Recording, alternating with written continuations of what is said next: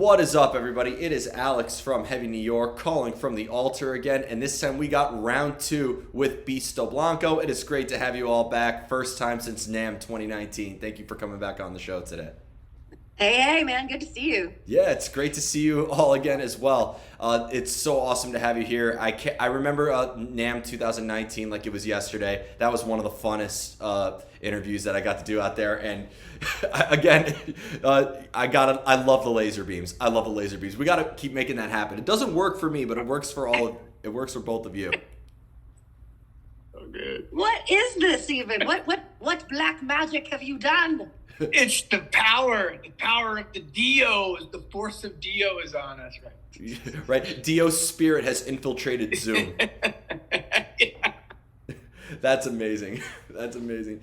But it's so awesome to have you all here because we got the new album Kenetica coming out very soon, and this new single that you released, Run For Your Life, is absolutely amazing. Is that maybe a good representation of what all of Kenetica is going to sound like, or is that just one little taste of what's to come?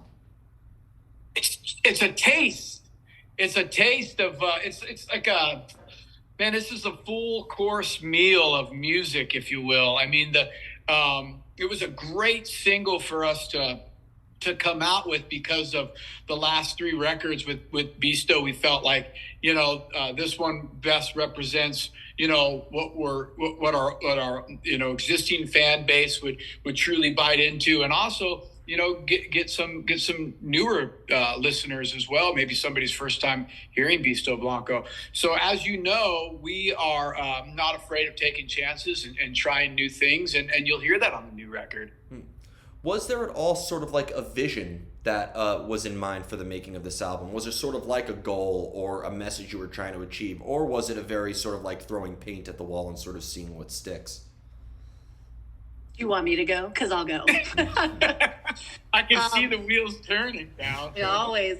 I think we were kind of inspired by, we did a comic, and it sort of put the guardrails up of like, okay, this seems to be a story that people are interested in. And, I kind of get off on the idea that like Beasto's sort of like the Guardians of the Galaxy or whatever, like you can put them in any time and space, and there's still these really like quirky, badass characters no matter where you put them. And the music kind of reflects like where we're at. And so it's not like space themed. It's not, any of that. It just, those were the images that kept coming to me as the songs kept coming out. And my Swiss cheese brain loves a storyline.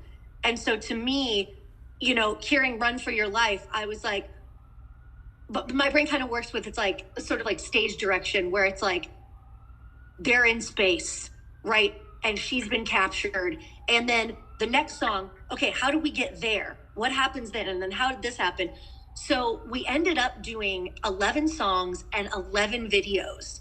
Wow. For every song. And it started off as just like, these visuals that were in my head. And I just thought like these guys are on some kind of a mission, right? And we don't know what it is. And I love the movie Memento more than I can explain. It's one of my favorite films ever. And so the concept of the videos were, I'm going to release these out of order, these bits of this story. And as you're watching it, you're trying to figure out, did this come before this? How did Beasto get there? What happened to this guy? Why is he gone? Right? Like what? And so like the story ended up being a Memento type story where it's like, by the time we get to the ballad, she's all alone on the face of this like rock. And it's like, where is everybody? And I love including the audience in the concept of like, I'm not spoon feeding you a story. I'm giving you 11 chapters out of order to go, what happened? How did they get here? And I love that. I love a good choose your own adventure, but there is an answer and there is a story there. And there's a way that I have strung it together. And, with the music being what it is conceptual. It is linear. Like the album sounds like an album, but we've taken some large leaps to the left and to the right, because if you're watching a movie and it's one note the whole way through, you're like, okay, great, it's a shoot 'em up movie, or okay, great, it's a rom-com. But this is like a full story where you go, wow, I laughed, I cried. Like I remember showing some of our people on our team the Run for Your Life video for the first time, and one of our PR ladies at the end, when I take my makeup off and I put it on the girl, basically like marking her like, you made it, you're a warrior now. She called me and she was crying. She was like, oh my God, it was beautiful. And I love that. Like, when's the last time you got emotionally kicked in the nuts in a music video? Like, that's what I want to do. Yeah, and well, I feel like because theatrics and heavy metal, I mean, it's in your DNA for both of you. It's in your experience, given your history being on stage with Alice Cooper. Does it almost feel like every time you pick up a guitar, or every time you sing a note, or every time you are making music in a way, it almost seems like it's almost impossible at this point to create music without getting some sort of visual image in your mind?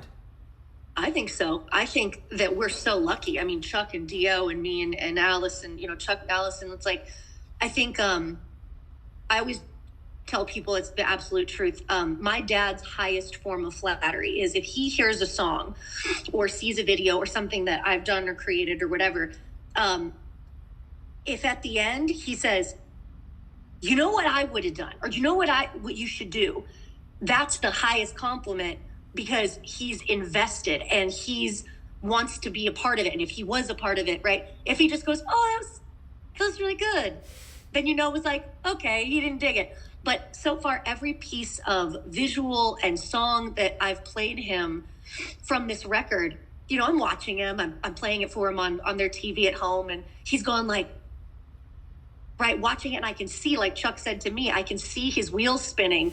And at the end, he goes, you know how the ending should go. And I just love that, because I think that's the way that I was taught to think.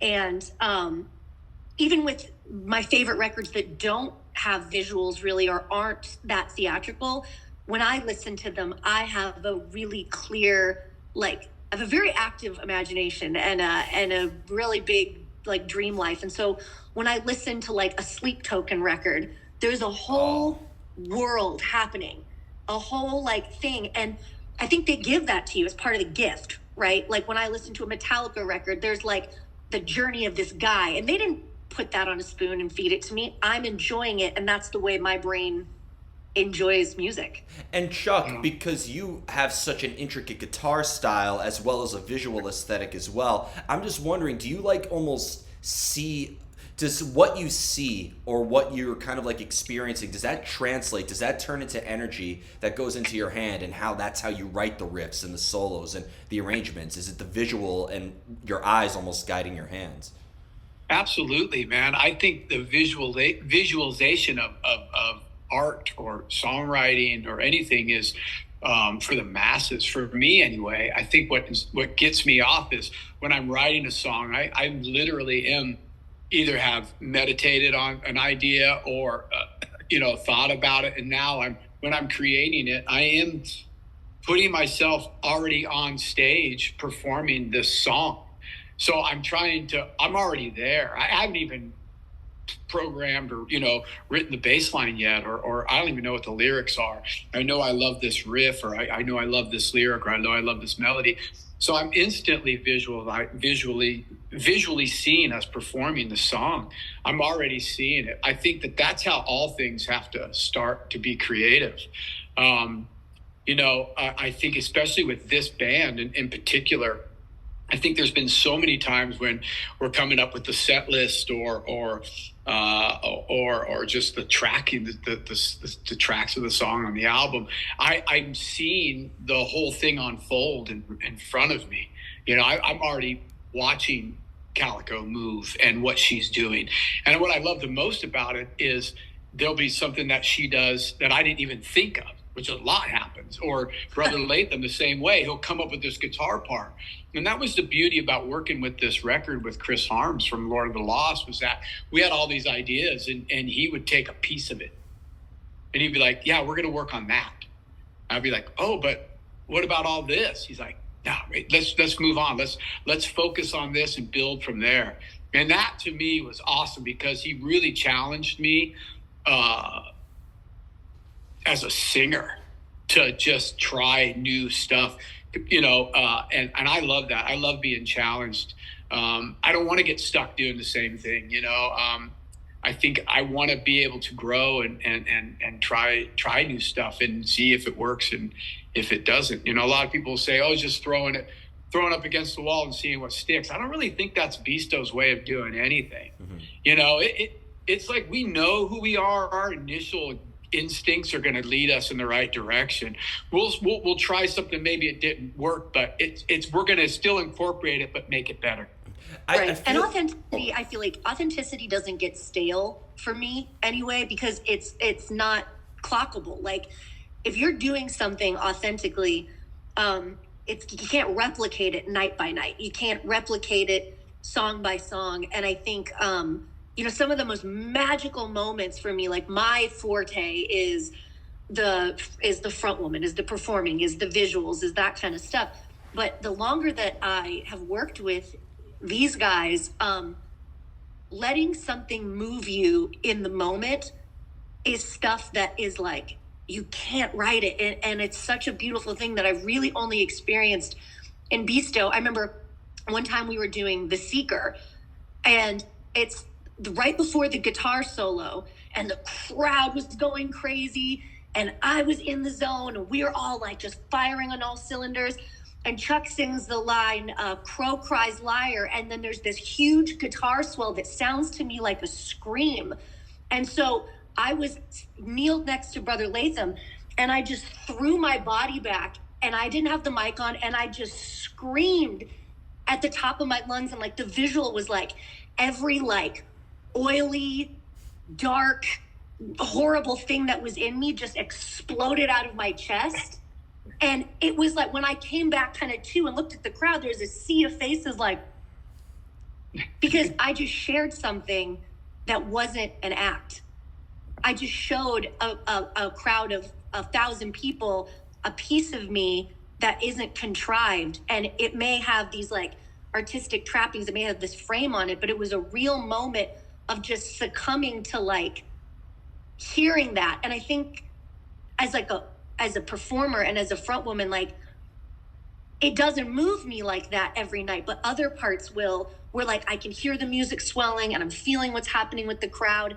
And then I just want to express how it's making me feel. And sometimes it's just standing perfectly still, and you can feel it like resonate with people. So like Chuck's going crazy, and Jan and Sean and Chris and everything like that. And I'm just standing perfectly still, right? Just like letting the music wash over me. And it's like people just are transfixed, and it's not a trick or a gimmick.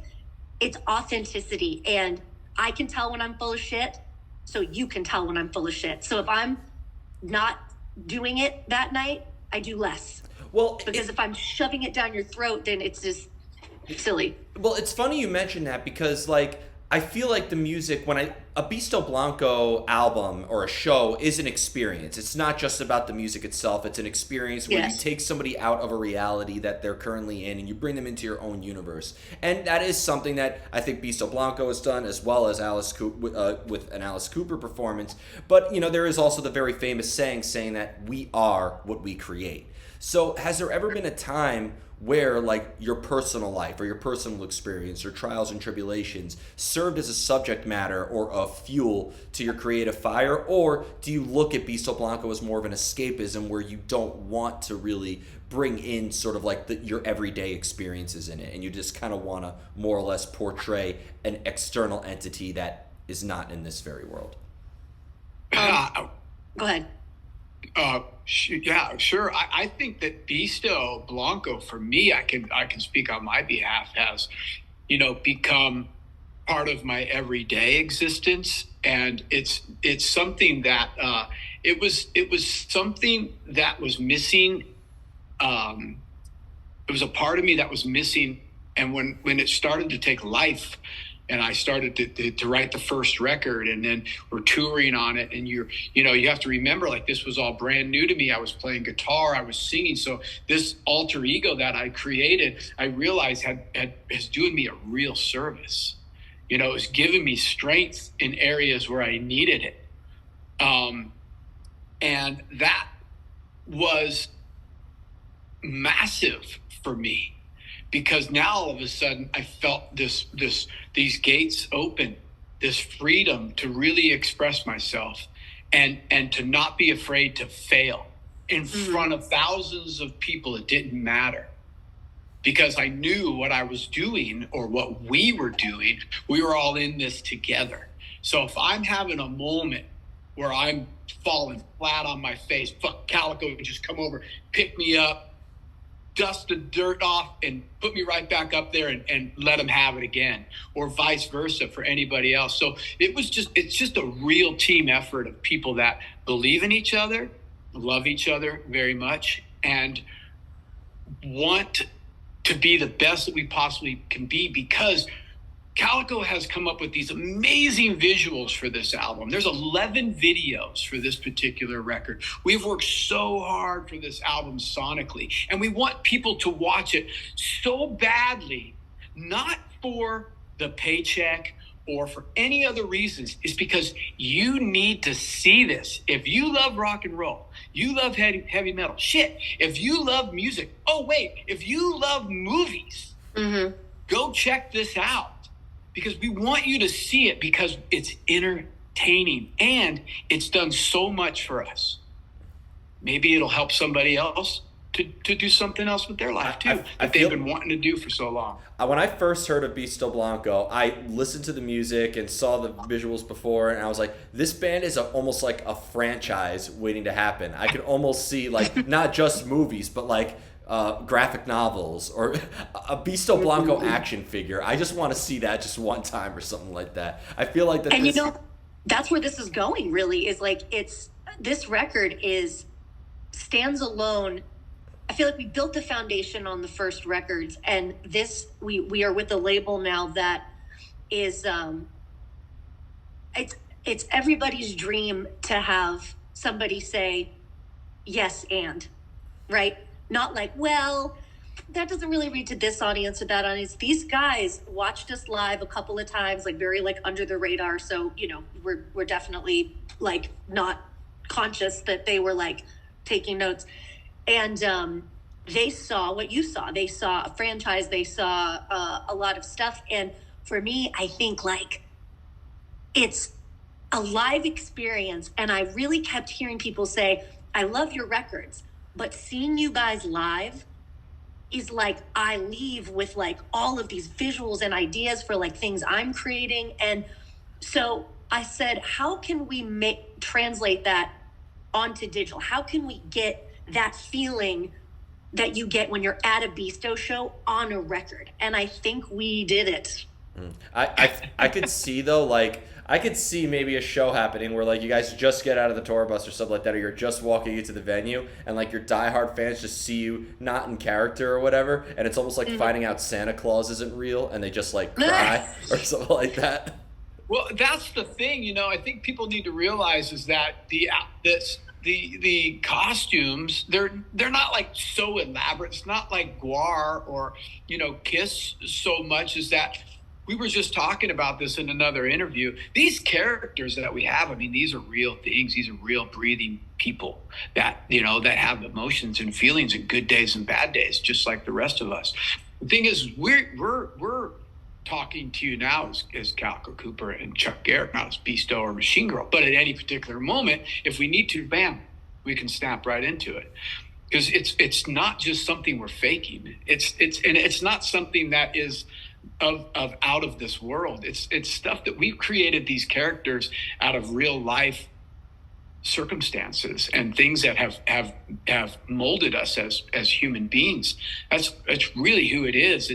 It's finding those people inside of you that you want to be, or that you need that giving a name to that inspiration that inspires you to do something different or do something you've always wanted to do.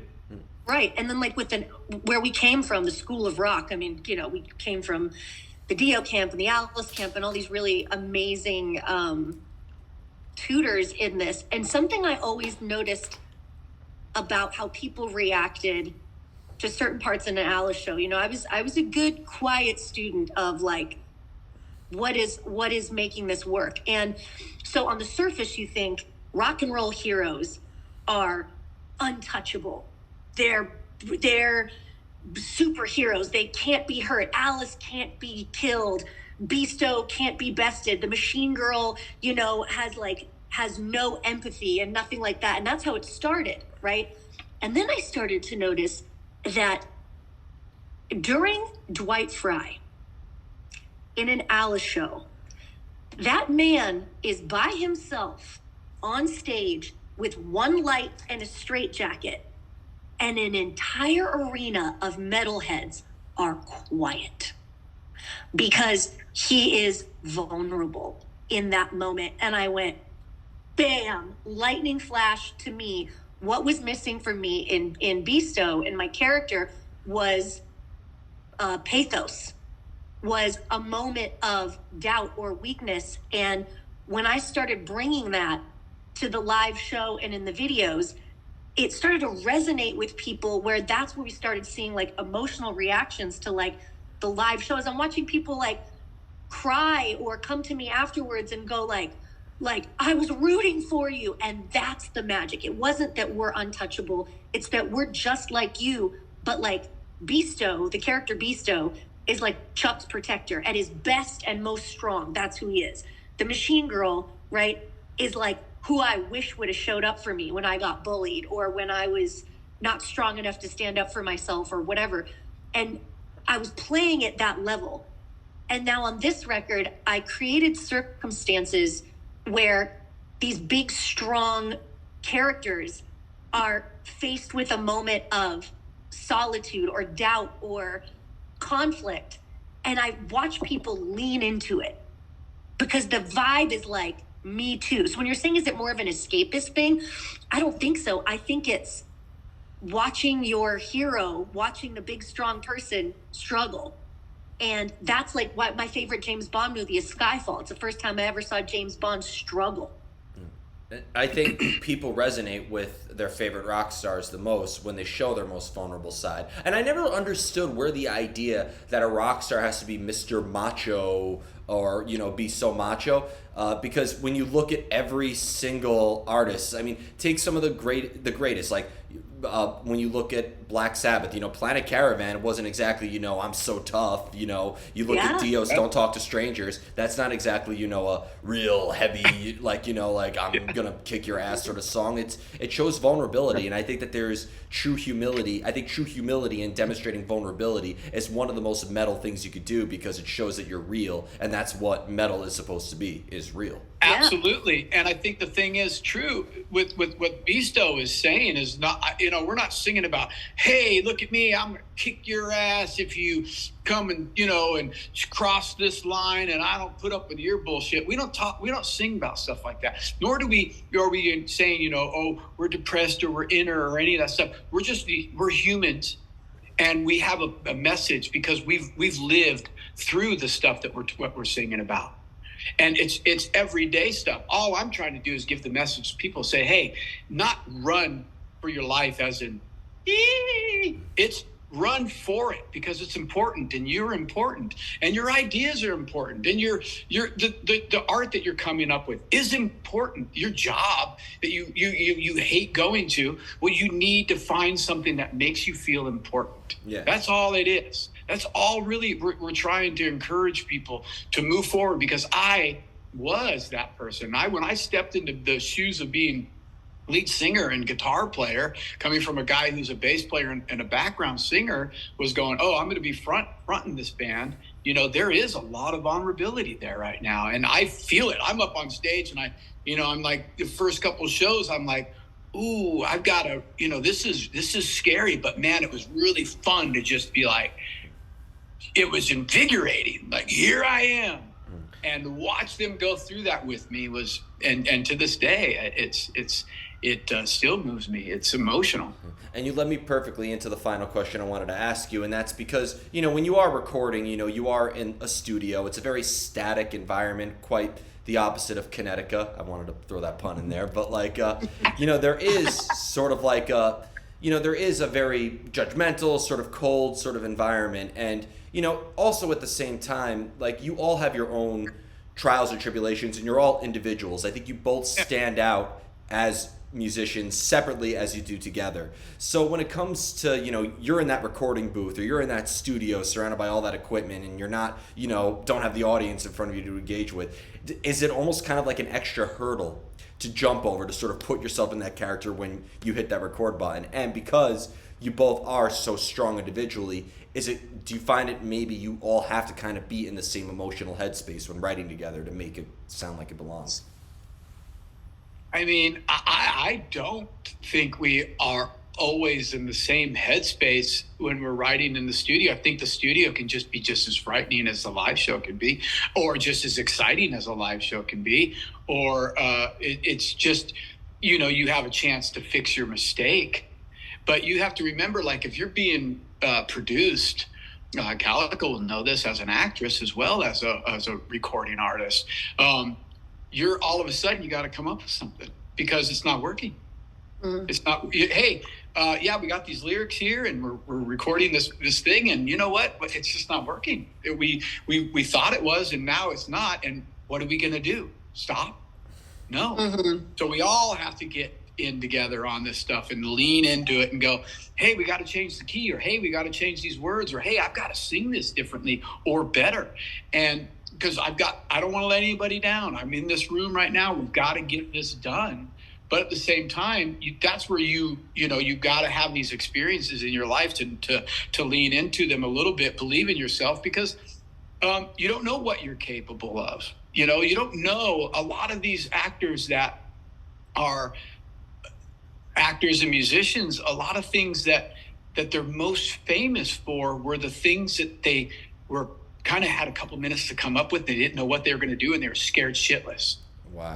And all of a sudden, boom, something magical happened because they went for what they knew. They trusted themselves with all the experiences that led them up to this point, and they wanted something real. From Sting backing up and accidentally hitting the piano during the first Police record, you hear that mistake on there, I love that. You hear those little record. things. And Matthew McConaughey going, well, what am I going to say during this Dazed and Confused line where he's just like, all right. I mean, it was it, and that's what made him. So I love stuff like that. I love those stories. Yeah.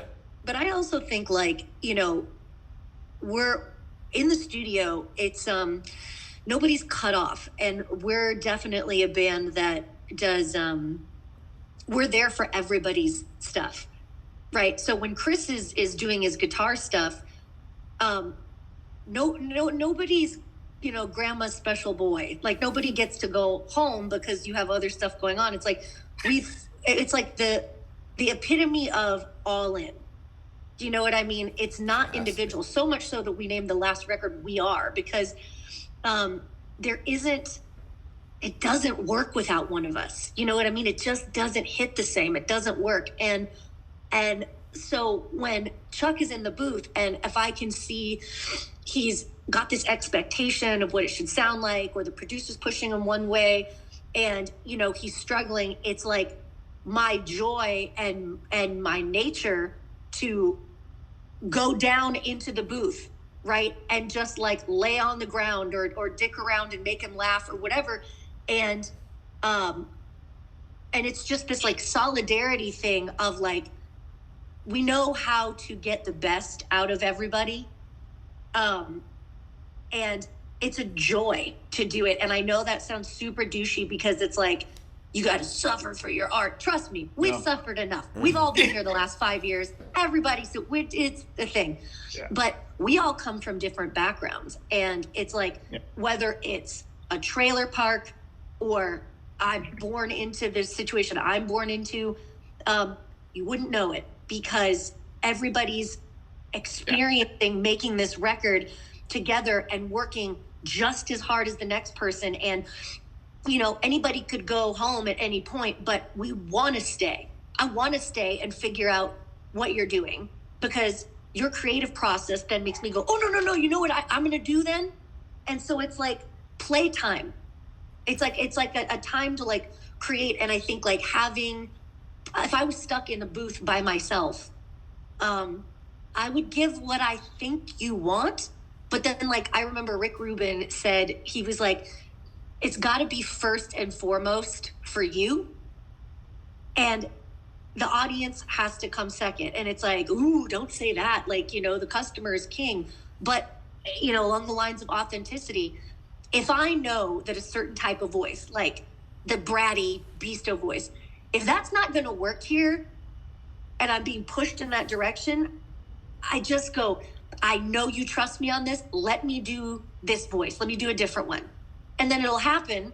And then it's like, I still really feel, and then you got to listen and be like, okay, I'm not precious about my concepts or ideas, except for maybe a handful of times where I was like, listen, bitch, I will die on this hill. I will die on this hill. This is how this is going to go. I love those as lyrics. That's got to be introduction. Listen, bitch, I will die on this hill. And then kick right into the riff. You might have just had a song. We are all in, there's no doubt. And I think we've all been through, we've been through it together so many times on the road and in life. And there is no quitting. You know, there is none of that. There is just me. Calico's amazing at champion you. She will be there right by your side. She's one of the ones that when it all goes down, you turn around and she's right there going, let's go, motherfucker. Let's do this. And to me, that's the thing that it just motivates me. But also I realize I'm surrounded by people that in this band that are the same way.